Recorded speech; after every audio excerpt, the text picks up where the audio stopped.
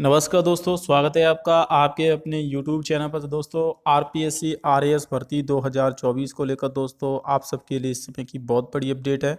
RPSC RAS भर्ती का दोस्तों कल पेपर कंडक्ट हुआ था और बोर्ड की तरफ से कल शाम को ही आंसर की जारी कर दी गई थी। दोपहर में पेपर हुआ था और ऐसे में अब छात्रों के द्वारा जो आंसर की जारी की गई थी उसमें ऑब्जेक्शन भी लगाए जाने हैं।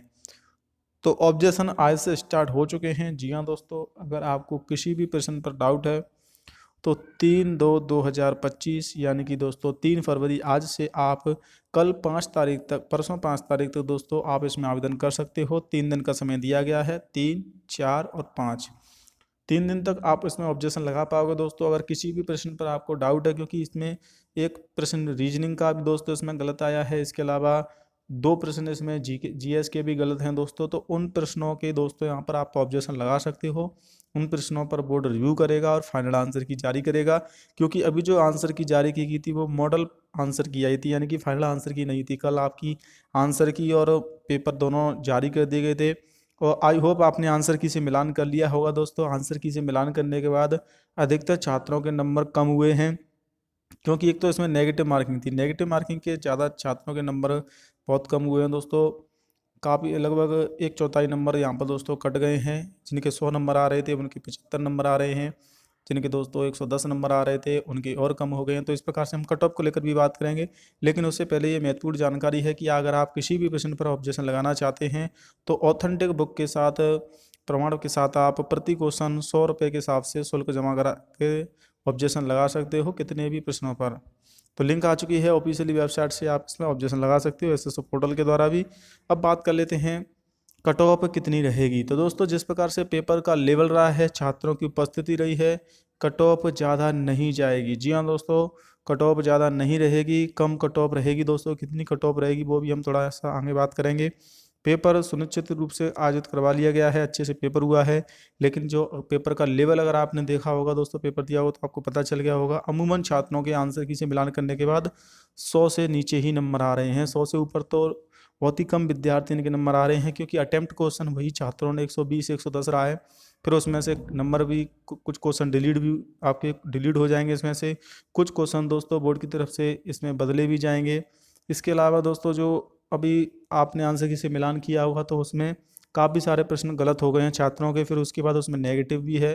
तो ओवरऑल दोस्तों जो सेफ स्कोर रहेगा, क्योंकि इसमें गुना के हिसाब से लगभग 15 गुना को छात्रों को पास किया जाता है। आपका जो एग्ज़ाम होगा दोस्तों, मुख्य परीक्षा होगी उसके लिए, तो कट ऑफ उसके हिसाब से कम रहती है, क्योंकि अभी 15 गुना के हिसाब से छात्रों को पास किया जाता है। तो कट ऑफ की अगर बात करें दोस्तों, जो आंसर की के आने के बाद कट ऑफ बन रही है जनरल कैटेगरी और ओबीसी कैटेगरी, ईडब्ल्यूएस कैटेगरी और एफबीसी कैटेगरी, चारों कैटेगरी के लिए कट ऑफ लगभग 85 तक जा सकती है। 85 से 90 के बीच में कट ऑफ रह सकती है। पिछली बार 100 नंबर पर आपकी कट ऑफ गई थी प्री की, लेकिन पिछली बार आपका पेपर का लेवल और इस बार के पेपर में काफ़ी अंतर था।